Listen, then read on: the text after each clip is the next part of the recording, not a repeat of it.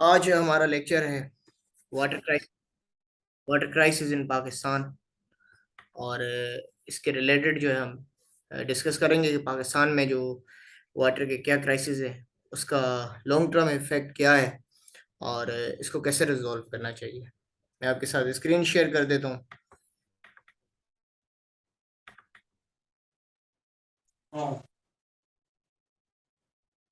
There is someone, kindly अपने आप को म्यूट कर दें जो भी न्यू आते जा रहे हैं।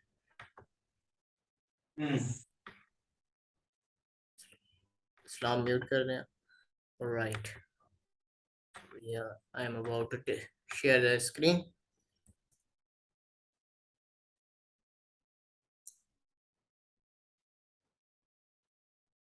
Water crisis in Pakistan, manifestation, causes and the way forward. Pakistan में वाटर क्राइसिस को अगर हम डिस्कस करें, this is the report, but before going to discuss this report, let me present some facts about the water crisis in Pakistan. World Bank की report कहती है कि पाकिस्तान जो है वो third most water scarce country है। और एशियन डेवलपमेंट बैंक की रिपोर्ट कहती है कि पाकिस्तान 2025 तक एब्सोल्यूट वाटर स्कार्सिटी की तरफ पहुंच जाएगा। और इसी तरह जो आईएमएफ की रिपोर्ट है और एशियन डेवलपमेंट की रिपोर्ट है, वो ये कहती है कि पाकिस्तान की जो वाटर सेविंग कैपेसिटी है in terms of emergency, if in case अगर वार लग जाती है इंडिया के साथ, तो पाकिस्तान की जो वाटर सेविंग कैपेसिटी है without supply of water 30 days है। और इसी तरह जो Pakistan Indus resource system authority है, उसके अगर हम एक रिपोर्ट को रीड करें कि पाकिस्तान 2040 तक एब्सोल्यूट वाटर स्कार्सिटी की तरफ मूव ऑन हो जाएगा। अब ये वाटर स्कार्सिटी क्या सिचुएशन है, वाटर क्या है, मतलब अवेलेबिलिटी ऑफ वाटर अगर हम देखें पाकिस्तान में, तो 145 मिलियन जो है एकड़ पर फीट वाटर जो है अवेलेबिलिटी है पाकिस्तान की। अब अवेलेबिलिटी ऑफ वाटर पाकिस्तान की जो सोर्सेज हैं वो मल्टीपल सोर्सेज हैं, जिसमें आप रेन वाटर हार्वेस्टिंग को कहते हैं, जिसको हम कहते हैं सरफेस वाटर। देन सब सरफेस वाटर, जिसमें आप जो बिलो द लैंड एक्यूफर से वाटर, जिसको आप जो है पंप आउट करते हैं through the help of tube wells and pumps. और उसके बाद अंडरग्राउंड वाटर जो है, ये तीन सोर्सेज हैं पाकिस्तान के पास। देन ग्लेशियर्स एक और सोर्स है, ग्लेशियल मेल्ट, ग्लेशियल रिट्रीटिंग जिसको कहते हैं, वो एक सोर्स है वाटर के लिए पाकिस्तान की अवेलेबिलिटी की। इसी तरह ये जो सोर्सेज हैं ये डिप्लीट होती जा रही हैं। डिप्लीट होने का मतलब ये है कि क्योंकि क्लाइमेट चेंज होता जा रहा है, क्लाइमेटिक चेंज कंडीशन की वजह से जो इवेपो ट्रांसपायरेशन रेट है वो इंक्रीज हो जाता है। जब क्लाइमेटिक कंडीशन टेम्परेचर राइज हो जाता है, तो जो इवेपो ट्रांसपायरेशन, यानी evapotranspiration, water evaporates from the surface and transpirate from the leaves. This is known as the process we call the evapotranspiration rate. जब ये evapotranspiration rate increase हो जाता है, तो जो available water होता है in the rivers and oceans and land surfaces, और उस वाटर की जो इवेपोरेशन रेट होती है एक मखसूस होती है। लेकिन ये इवेपोरेशन जो है वो रेट जब टेम्परेचर की हाई होने की वजह से वो इंक्रीज हो जाती है, तो वाटर की अवेलेबिलिटी जो है 145 मिलियन एकड़ फीट वो रिड्यूस हो जाती है। और अगर हम देखें पाकिस्तान में वाटर अवेलेबिलिटी की सेविंग और कंजप्शन के रेट को, तो हमें एटलीस्ट 40 मिलियन एकड़ पर फीट जो है वाटर को सेव करना चाहिए।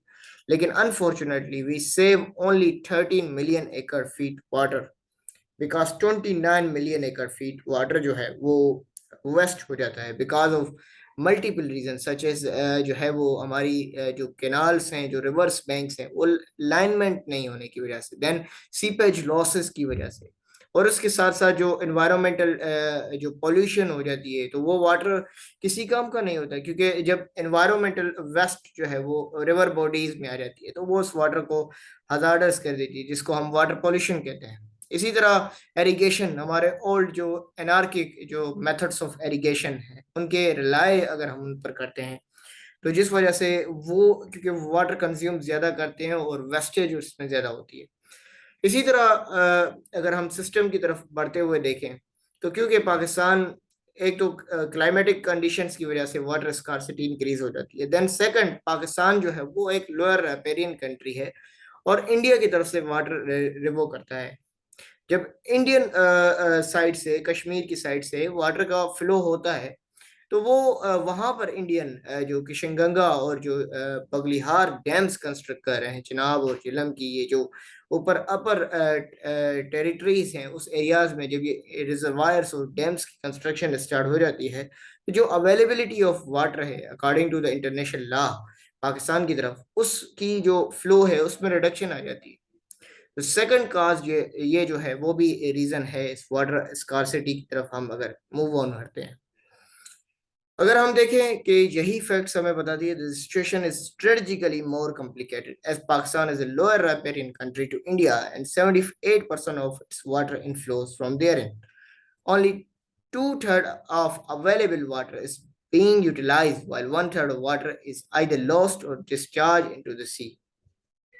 Yes, because of the some concerns, we do not have better irrigation facilities, and because of the erosion, the land and soil erosion, we have to supply water to the sea, and we do supply that water to the Arabian Sea in order to reduce the erosion of rate of the soil. The water crisis reality manifestation की तरफ अगर हम देखें water crisis के, water availability our the I think जो new आते जा रहे हैं वो काइंडली अपने आप को जो है म्यूट करते रहें। New one is right.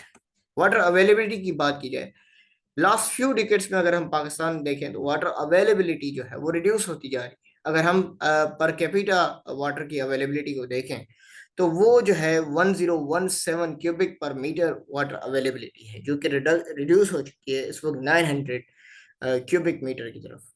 Pakistan accounts for 0.5% of global renewable water resources worldwide, यानी फोर्थ जो है ना, पाकिस्तान सबसे ज्यादा दुनिया में जो है वाटर कंज्यूम करने वाला कंट्री भी है, ये एशियन डेवलपमेंट बैंक की रिपोर्ट कहती है। 2.8% ऑफ ग्लोबल पॉपुलेशन, जिस तरह पॉपुलेशन इंक्रीज हो जाती रहेगी, इस तरह पाकिस्तान का जो शेयर है वाटर का वो रिड्यूस होता जाएगा।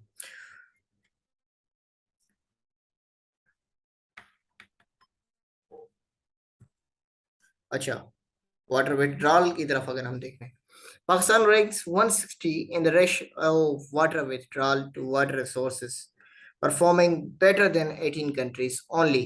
Agriculture is the largest water consumer.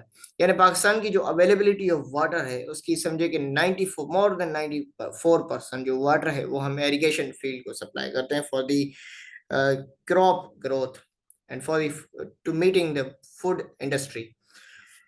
Because of the wastage of water, we only have a minimal amount of water available for the domestic consumption. Okay. Then there is a dependence on single river system. The country has only a single river system, which we can say the Indus River system, for 95.8% on the total renewable water resources of Pakistan. That is making the country on the verge of vulnerability. यानी पाकिस्तान के पास जो other sources of water system है वो exploit नहीं होते इस level से। Then low water productivity, Pakistan की जो प्रोडक्शन रेट है और कंजप्शन रेट है उसमें एक जो है डिफरेंस है completely. Pakistan rank 8th lowest in the world, generating US 1.4% per cubic meter of water withdrawn, जबकि मलेशिया की जो रैंक है वो 35% है। क्योंकि इंटरनेशनल, मैंने आपको बात की कि इंटरनेशनल जो एक स्टेट्स हैं वर्ल्ड बैंक के मुताबिक इमरजेंसी में आपकी water availability at least 1000 days होनी चाहिए। और एशियन डेवलपमेंट की ये बैंक की रिपोर्ट कहती है कि पाकिस्तान की इनकेस अगर इंडिया और पाकिस्तान की वार लग जाती है तो पाकिस्तान की जो अवेलेबिलिटी ऑफ वाटर रिसोर्सेज है 430 डेज है। और ये एक समझे कि जो है इंडिया और पाकिस्तान के बीच में एक काज ऑफ कंसर्न बन सकता है कि क्योंकि इंडिया हमेशा थ्रेट करता रहा है कि ब्लड एंड वाटर। जब 2016 में ये यूरी अटैक हुआ तो जो है इंडियन प्राइम मिनिस्टर जो है मोदी की तरफ से ये क्लियर कट कहा गया कि blood and water can not run together. So this means that India, उसके बाद इंडिया ने कंस्ट्रक्शन स्टार्ट की, और उन्होंने यह भी कहा कि जो हमसे 1960 में जो ये जो रिवर्स की डिस्ट्रीब्यूशन हुई है, ईस्टर्न एंड वेस्टर्न रिवर की डिस्ट्रीब्यूशन, तो इसको भी हम जो है नल एंड वाइड करेंगे, और ये जो वाटर्स हमारे हैं उसको हम वापस कंटिन्यू करेंगे। ग्रेट गैंग्स, जो जो इसको गंगा कहते हैं, बहती हुई गंगा इंडियन साइड, तो वो कहते हैं कि merger of the Ganga.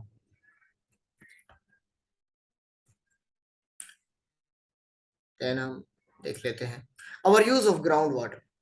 Ground water, surface water, difference आपको समझना चाहिए। सरफेस वाटर आप कह सकते हैं कि water available on the rivers that comes in the form of precipitation, rainfall, hail, snow, and then there is a ground water, यानी water available below the land that is available in the aquifer. Then aquifer जो होते हैं ये completely समझिए कि natural growth of water होती है for the time being, और इनकी जो प्रोडक्शन है वो काफी ईयर्स, काफी अरसा लग जाता है, समय लग जाता है इसको फिल होने में, क्योंकि कंट्री की जो सिचुएशन है, क्योंकि रेनफॉल पैटर्न चेंज होते रहे हैं क्लाइमेट की वजह से, तो पैटर्न चेंज होने की वजह से कंट्री जो है वापस ट्यूबवेल्स और पंपिंग ग्राउंड्स की तरफ जाती है। तो अगर जब हम एक्सट्रीम अवर स्ट्रेस ग्राउंड अंडरग्राउंड वाटर की तरफ जब जाते हैं, तो ये एक समझे कि एक detrimental position. Our 60% of irrigation, 70% of drinking water, and 100% of the industry in the country dependent on the groundwater. There's a new person, I think. Kindly mute yourself.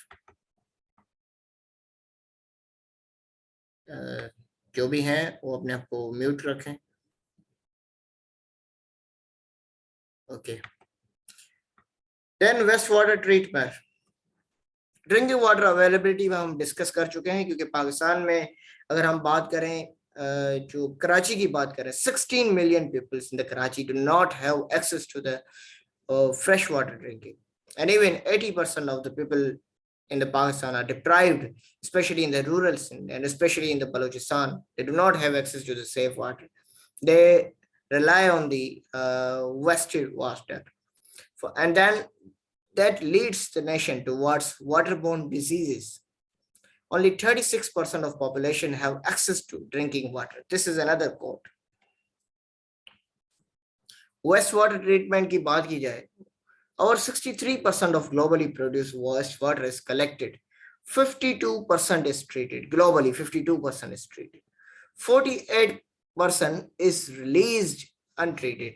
अब ये वेस्ट वाटर की मर्जर आप देखेंगे कि जो industrial pollution होती है और जो इंडस्ट्रियल वेस्ट होता है, ये जो डोमेस्टिक वेस्ट होता है सेमिनरीज से, हॉस्पिटल्स से, इस वाटर की कोई समझे कि सेवरेज और लाइंस इस तरह की बेटरमेंट नहीं होती, क्योंकि अर्बन सस्टेनेबल सिटीज की डेवलपमेंट कंट्री में नहीं है, तो वो वाटर जो आपकी रिवर बॉडीज हैं, वाटर बॉडी जिसको हम सरफेस वाटर कहते हैं, उसके साथ मिक्स हो जाती हैं, तो वो वाटर अनअवेलेबल हो जाता है for the humans to consume, because that water is considered as polluted. And waste water treatment की बात की जाए तो ग्लोबली 63% ऑफ जो वेस्ट वाटर प्रोड्यूस है, उसमें सिर्फ 52% जो है वो ट्रीटेड किया जाए, while 11% इज रीयूज्ड। 52% को आप ट्रीट करते हैं और 11% को दोबारा इस्तेमाल कर सकते हैं इंडस्ट्रियल कलेक्शन के लिए। Pakistan is wasting its water resources due to inefficient consumption pattern and negligible recycling. Tariq Banuri की ये स्टेटमेंट है कि पाकिस्तान की, मैंने पहले भी बताई कि कंजप्शन रेट इंक्रीज है, फोर्थ लार्जेस्ट कंज्यूमर है ऑफ वाटर है, एंड देन जो है वो फोर्थ लोएस्ट भी है जो है in terms of water saving patterns, क्योंकि we do not have the lining of the channels, seepage losses. We do not have any process to make sure that how to control the seepage losses. And then in terms of flood, when inundated, the fields are inundated, then the agricultural lands and crops are destroyed, because we do not have any other way out to save that water because of a lack of reservoirs and constructions of dams in the country. And what are the root causes, हम root causes की तरफ हम अगर बात करें कि पाकिस्तान में ये तो मैनिफेस्टेशन की थी, what are the root causes? Population growth और अनप्लान्ड अर्बनाइजेशन सबसे पहले आता है। पाकिस्तान की पॉपुलेशन जिस तरह 2.4% जो है वो इंक्रीजिंग रेशो है साउथ एशिया में, और ये सेकंड है आफ्टर अफगानिस्तान हाईएस्ट, और पॉपुलेशन 220 मिलियन की पॉपुलेशन तक रीच हो चुका है, जिस वजह से क्योंकि क्लाइमेट पहले से ही वाटर स्कार्सिटी की तरफ लीड कर रहा है, अवेलेबिलिटी ऑफ वाटर को रिड्यूस कर रहा है। देन एग्रीकल्चर जो वाटर वेस्टेज है उसकी सेंस में, तो अवेलेबिलिटी ऑफ वाटर पहले से ही जो है हमारे पास जो हमारी बेसिक नीड्स हैं, फूड, इंडस्ट्री, एग्रीकल्चर, उसको मीट नहीं कर पा रहा, डोमेस्टिक को मीट नहीं कर पा रहा। तो जिस तरह पॉपुलेशन ग्रोथ हो रही है, unplanned urbanisation, slums areas converting, shifting towards the bigger cities. In that scenario, the availability of water is reducing. I have already mentioned that we have a per capita income of water is below 1,000.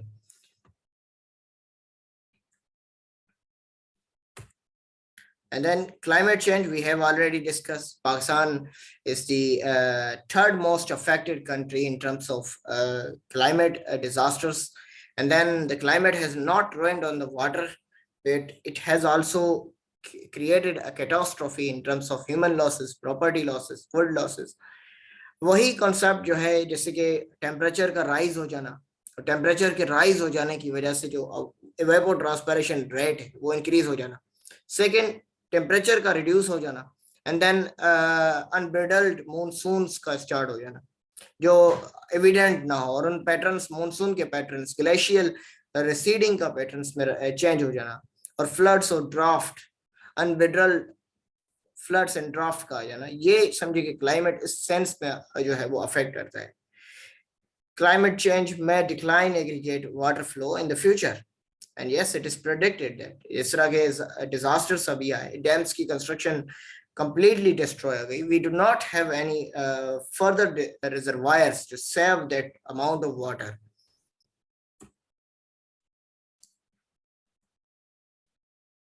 And poor water management. Our 80% of the country water resources are used by 4 major crops. We do not go for the crop rotation pattern, as agriculture contribute earlier to 90% of GDP. But these 4 crops, especially rice, wheat, sugarcane, and cotton, contributed 5% to GDP. And these 4 crops require more amount of water in terms of irrigation supply water. The productivity of these crops is low in Pakistan compared to other major agriculture economies of the world. Yes, they have water stressed crops. Canal water is immensely underpriced, recovering only 1/5, 20% in the form of Abiana of annual operating and maintenance costs, while the collection is 60% of total receipts. Though the farm sector accounts for 1/5 of the GDP and almost half of the country employment, it contributes less than 0.1% to total tax revenues. Water pollution. Every year, about half of 2 million produced wet tons of human excreta go to the pollute water and the pollution. वही discuss की कि जो human pollution है, जिसको हम human excretion कहते हैं, वो वाटर में जो है मिक्स हो जाती है, जो आपकी फ्रेश वाटर बॉडीज अवेलेबल है. According to the study, in Pakistan, 60 million people are at the risk of exposure to high concentration of arsenic in groundwater in the Indus plan. Arsenic level जो है ना वो increase हो चुका है. Water availability जो पाकिस्तान की ground water availability, arsenic its just like slow poison, it create a cancer in the body. Water borne, अब ये इंडस प्लेन जो है वो पंजाब और सिंध के एरियाज जो है, मोस्टली इस एरियाज के लोग जो है वो काफी समझे कि रिस्क पर हैं, क्योंकि आर्सेनिक की कंस्ट्रक्शन इंक्रीज हो चुकी है. Water borne diseases are leading cause of deaths and suffering. Cholera जो है कि type of influenza, cholera, they are the waterborne diseases. Overall, about 60% of people in Pakistan are suffering from one of more than many diseases associated with the inadequate provision of the drinking water and improved sanitation. They fill about 1/3 of the hospital beds and account for about 40% of all premature deaths in the in the country. ये report एक explain करती है कि आपकी जो waterborne diseases हैं वो extreme पर जा रहे हैं, क्योंकि we do not have a method to treat the wastewater, because we do not have a mechanism in terms of solid waste management system.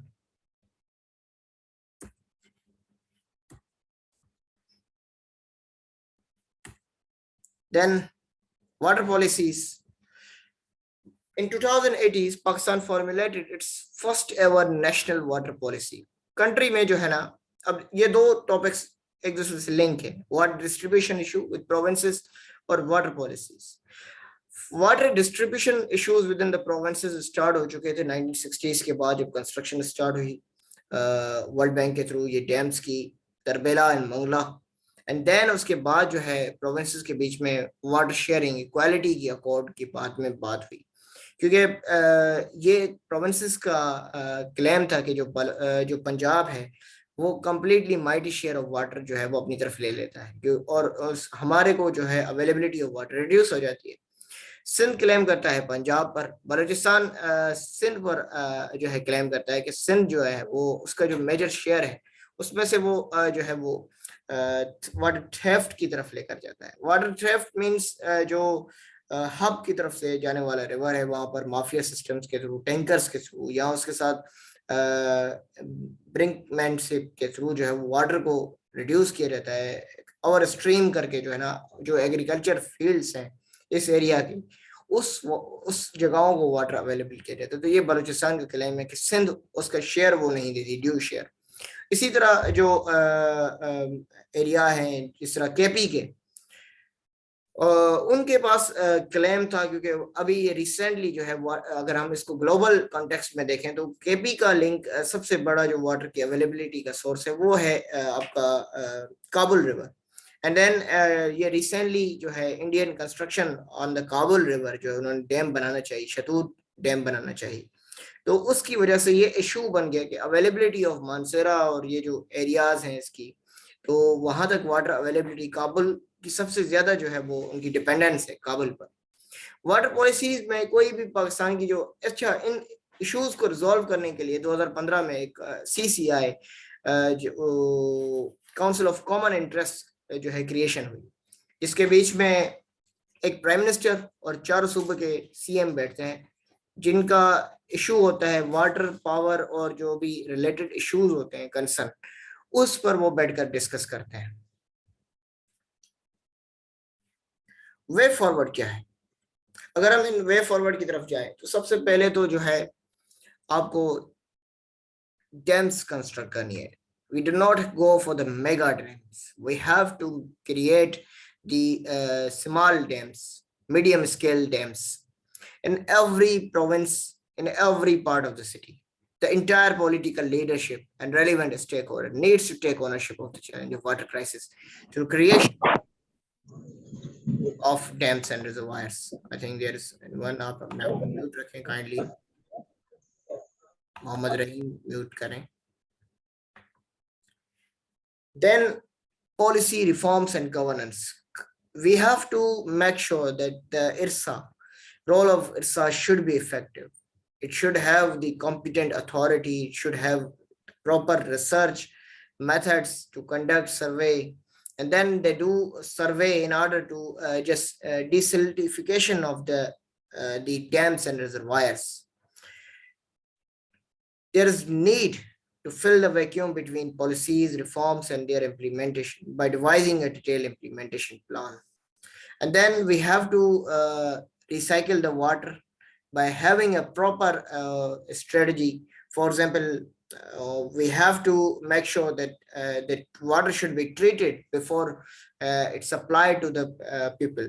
Then we should have to develop the animal grazing system. This can be developed through creating ponds for animal grazing. Then afforestation drive is a need of our. हमें जो है शजरकारी की तरफ जाना होगा इस climate को reduce करने के लिए, क्योंकि क्लाइमेट का सबसे बड़ा इम्पैक्ट होगा अगर हम क्लाइमेट को कंट्रोल कर जाएं. तो ये जो मूनसून चेंजेस हो रही हैं, ये जो अनबिडल ड्राफ्ट एंड फ्लड्स आ रहे हैं, इसकी जो वो है इंटेंसिटी रिड्यूस हो जाएगी. उसके अलावा we have to as we mentioned that we have to work on the water policy. We have to create a policy that in the long run how we will tackle the issues in case अगर हमारी कोई India के साथ वार हो जाती है, especially on creation of new dams, क्योंकि India अभी भी एक प्लान कर रही है कि न्यू डैम्स वाटर बॉम्ब की सेंस में पाकिस्तान को टैकल किया जाए. तो I think there is some question. Okay, ठीक है रहीम, ये पीपीटी शेयर कर दी जाएगी आपके साथ। अच्छा, मैं अलाउ करता हूँ आपसे, जो आपके क्वेश्चंस हैं तो आप क्वेश्चंस पूछें, तो हम जो है इसको वाइंड अप करें सेशन। अगर किसी के क्वेश्चंस हैं तो क्वेश्चंस कर सकते हैं। वी हैव ओनली 7 minutes लेफ्ट। Rahim, Islam, Danish, Shahzeb.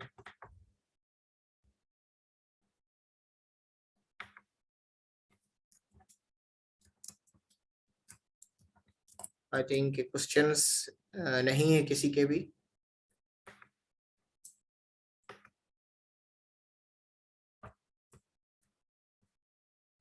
Is there any question from anyone? Okay, तो कोई क्वेश्चन नहीं है, ठीक है। ये पीपीटी जो है मैं शेयर कर दूंगा आपके साथ ग्रुप में। Thank you so much. इंशाल्लाह जो है नेक्स्ट टॉपिक हम डिस्कस करेंगे, energy crisis in Pakistan, specially energy global scenario, जो एनर्जी क्राइसिस होते जा रहे हैं उसको भी डिस्कस करेंगे। और उसके साथ ये जो हाइड्रोपॉलिटिक्स इन डोमेस्टिक तो हो गया, इसके बाद हम डिस्कस करेंगे कि हाइड्रोपॉलिटिक्स इन रीजनल कॉन्टेक्स्ट नेक्स्ट क्लास में इंशाल्लाह। Thank you Danish. Ecology and wild life, this is not the lecture of ecology and wild life. हाँ, वाइल्ड लाइफ पर लेक्चर जो है हम जो है नेक्स्ट सैटरडे को हम डिस्कस करेंगे, बायोडाइवर्सिटी पर। नेक्स्ट सैटरडे पर क्लास होगी, biodiversity, wildlife conservation in Pakistan, and then जो है wildlife issues in Pakistan जो है इंशाल्लाह ग्रुप में अपडेट कर दिया जाएगा, आपको भी अपडेट कर दिएगा, ठीक है। थैंक यू सो मच, इंशाल्लाह जुड़े रहिए। एंड देन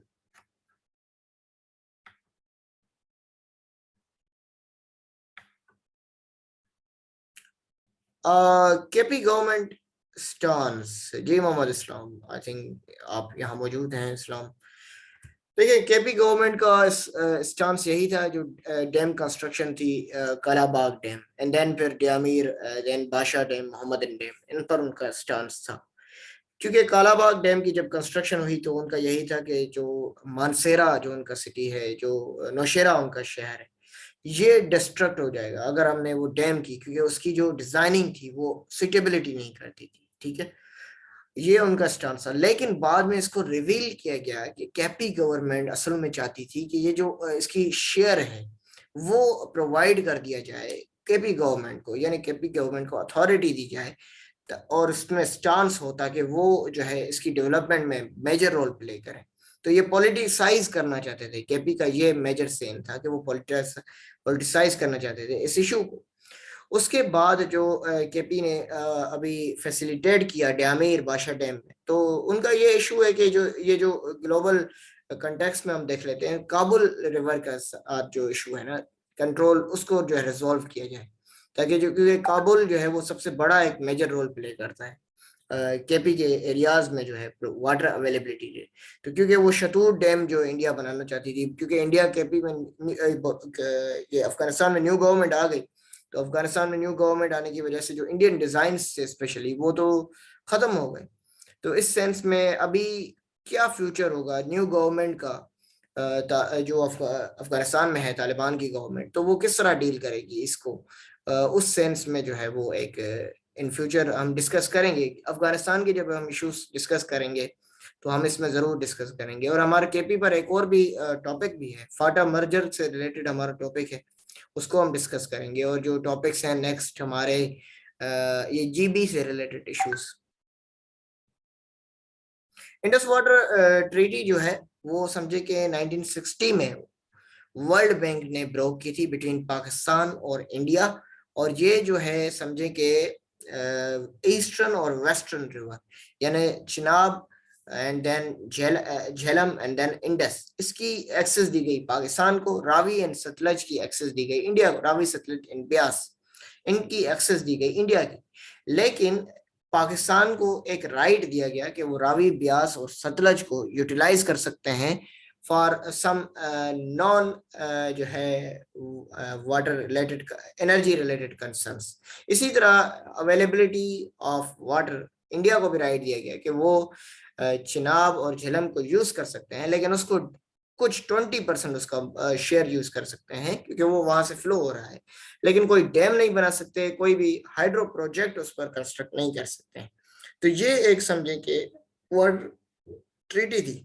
लेकिन अब इसका स्टांस रिड्यूस हो चुका है। क्यों? क्योंकि जो इंडस वाटर ट्रीटी साइन हुई थी उसकी वायलेशन स्टार्ट कर दी इंडिया ने।